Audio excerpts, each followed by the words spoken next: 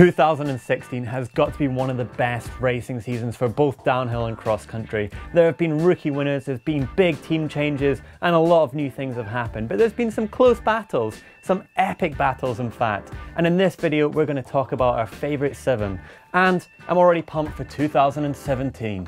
First up, I'm going to have to talk about Aaron Gwin. Going into Loic, he could have been seen as an underdog even though he was the 2015 World Cup champion. He'd changed teams, he'd made his own team in fact, aboard a brand new bike. A lot of people almost ruled him out, they weren't sure what to expect of Aaron Gwin. But come race day, even though the weather had really played havoc, he put down a blinding run straight out the start gate. He was pedaling harder than the other riders, he was pumping through sections, carrying his momentum and just working with his G-outs like no other rider could. It's fair to say that Aaron Gwin started his 2016 season as he meant to go on, by taking the win in a convincing fashion. This was a perfect start to his World Cup overall campaign.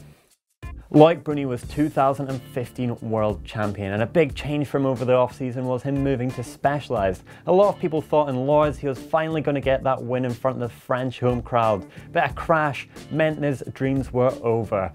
But coming into Cairns, you could see he was really keen for it. Practice was going well for him, he was looking fast. Straight out the gate, he looked like he was another level compared to riders, just linking up the turns, flowing with the bike so well. And it was that final straight, I'd heard from his mechanic that he'd changed his semi-slick tyres just to get a little bit faster rolling. They powered to the line, pushing every pedal stroke towards that line. He was hungry for his first World Cup victory, and he got it. It was amazing to see the French rider finally deliver. Could he be the one who is going to challenge Aaron Gwin in 2016 for the World Cup overall? Let's move on from downhill to cross country, and I want to talk about Nino Schurter and Julian Absalon. It was in Alberstadt, round 2 of the World Cup series. Now what a battle was taking place. Straight from the start line, it was Nino versus Julian. They were the 2 contenders for the race, pushing each other on, really working each other on the climbs and on the descents. And it came to the very final lap. The final lap and the final section of the course, they were neck and neck. Julian led by just a bike length. Nino was right in his tail though. They came around the final bend and Nino put down the unbelievable ride. I've never seen anything like it. Powering past Julian to get the win by a mere margin. And I mean a mere margin, not even a bike length. What a ride from Nino Schurter. Let's move on to Lenzerheide. The Swiss mountains provided an amazing downhill course, but in qualifying it was Danny Hart who really set the fire alight. He won it, and he'd won 3 already, but had never backed anything up when it came to the final day of racing. Was this going to be his golden ticket to get his first World Cup win?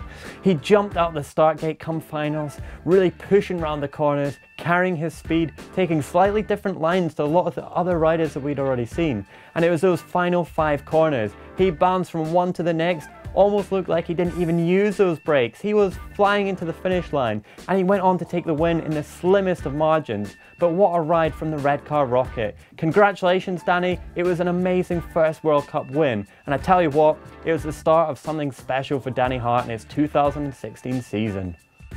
Sticking with Lenzerheide and moving on to the cross country, it was Jenny Rissveds, who was a surprise to many. She could have been said as an underdog, one who many wouldn't think would win her first ever World Cup as an elite racer, just at 22 years of age. Coming straight out of the start gate, she was on for a hot lap. She really wanted to get into pole position on the first lap, and the first descent was tricky. There was going to be a massive bottleneck, and she just knew it. She tackled this bit and was with the top 3 in the first lap. She began to tire and drop back, but this was sensible. The other riders kept pushing forward and they were edging for that win. Jenny, however, she began to get that energy back, and by lap 6, the final lap of the race, she began to push right forward, passing current leader Annika Lamvad. It was a great ride for the 22-year-old from Sweden, and what a first ever World Cup win.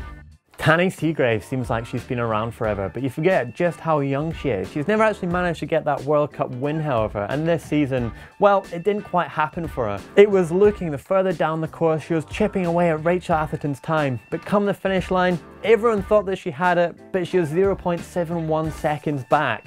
Now this has only got to motivate the young British rider for 2017, and I want to bet that she's going to be a World Cup winner then.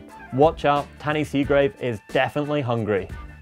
This list could not be complete without mentioning Rachel Atherton, and what a season she has had in 2016. A lot of people thought that she was never going to do the impossible of getting a perfect World Cup season, but she did, and it was round 7 in Andorra where I really think that the pressure was probably on the most for her to win a World Cup. She'd won the previous 6 rounds, and coming into 7, everyone was asking, everyone was questioning, could she do it? But she did. She delivered and put down a storming run from top to bottom, up at all the splits, and she got that perfect season. Not to mention that the following weekend she went on to win the World Championships. A complete and perfect season from Rachel Atherton aboard that brand new Trek session. So there we go, it was a pretty hard challenge to pick 7 different rides from 7 different World Cups, but I've got to say these riders were all definitely deserving to be in the list. If you think that we've missed any, then why don't you leave their names in the comment section down below, and I'll be sure to have a look, because I'm sure that you guys are going to call me out on some of them.